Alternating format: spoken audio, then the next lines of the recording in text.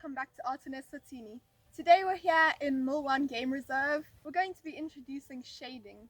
Last lesson we did was perspective and that was really hard, and this one, it seems hard at first, but if you get the techniques right, then it should be quite easy.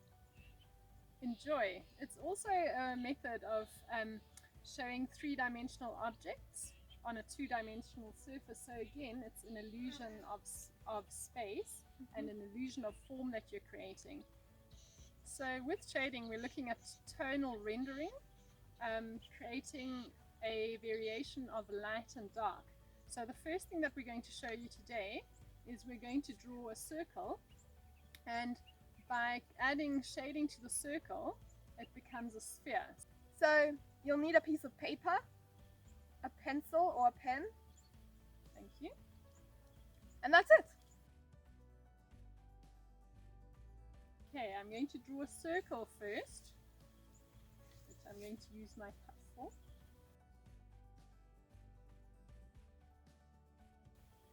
So I've got a simple circle that I've drawn now with a little horizon line behind it, and now I'm going to create an illusion of space by firstly showing you how to do hatching.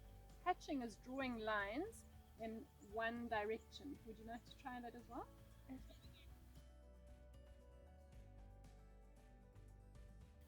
So now I've just created hatching from the one side of my circle, which is slowly starting to look like a sphere.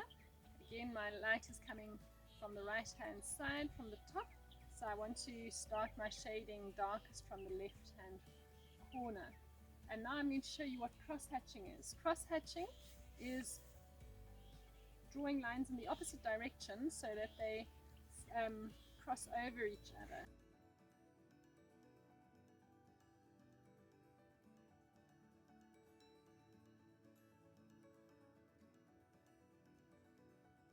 So in no time you've been able to create a three-dimensional sphere out of a simple circle.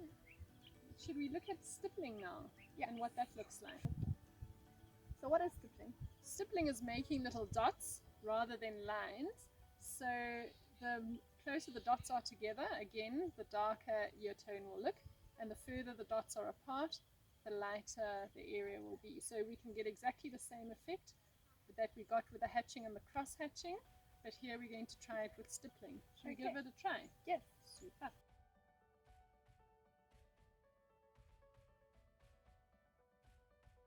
So other than shading, stippling also can create a lovely texture. So if you're wanting to draw something with fur, like a dog or a cat, then you might want to stipple. So yesterday we drew this punch in perspective, and now we're going to be adding shading so it really gives it a 3D look. We're going to focus mainly on cross-hatching, but we might do many different patterns in different areas. You have the freedom to experiment.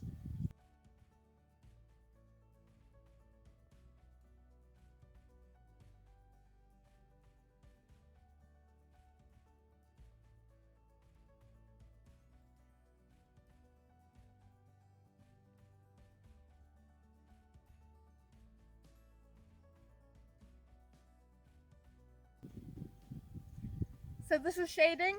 I hope you guys enjoyed the video, Milwan, and hope to see you back next time. Bye!